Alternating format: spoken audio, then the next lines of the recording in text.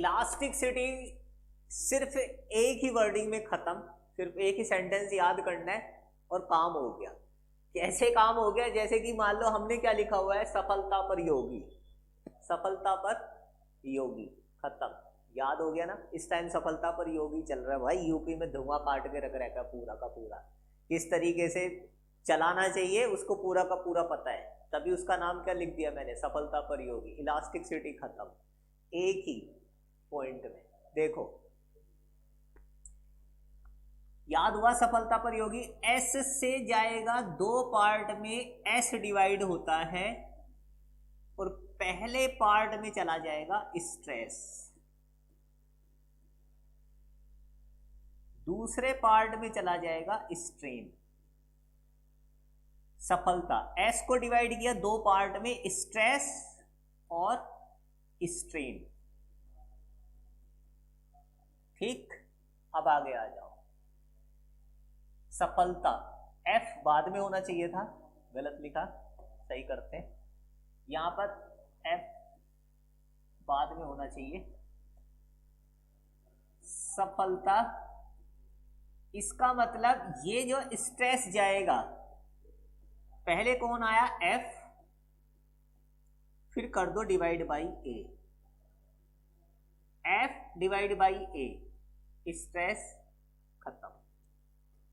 अब आ जाओ एल, इसका मतलब स्ट्रेन जाएगा लेंथ पर, इसका मतलब यहां पर होगा delta L by L, strain खत्म।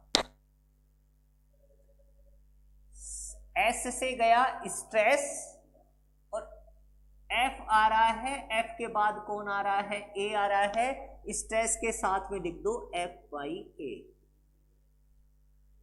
स्ट्रेन, स्ट्रेन में जाएगा delta L by L.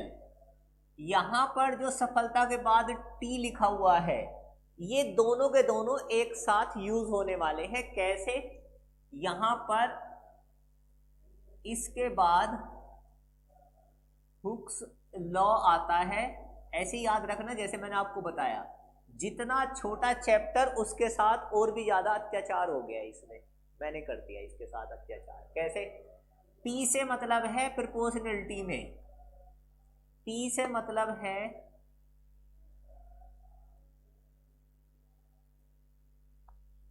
Proportionality में। कौन कौन जाए प्रोपोर्शनलिटी में? स्ट्रेस और स्ट्रेन चले जाएं प्रोपोर्शनलिटी में।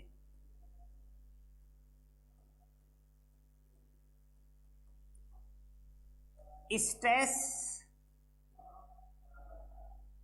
प्रोपोर्शनलिटी में, स्ट्रेन जाएगा तो प्रोपोर्शनलिटी के साथ को हटाने के लिए ई आ जाएगा।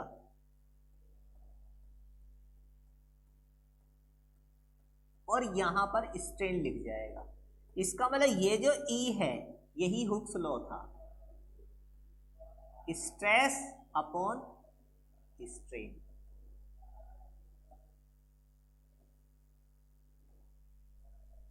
समझ आया? अब आ जाओ वाई पर। ये होता है, वाई का मतलब है यंग्स मॉडल।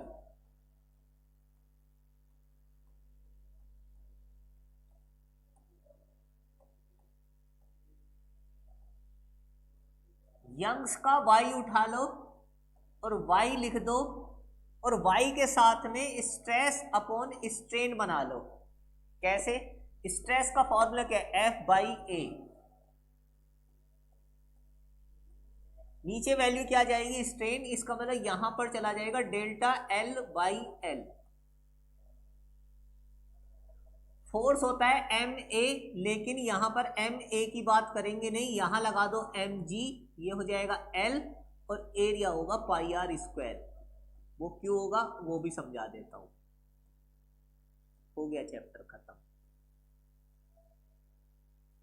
यही चाहिए। कैसे?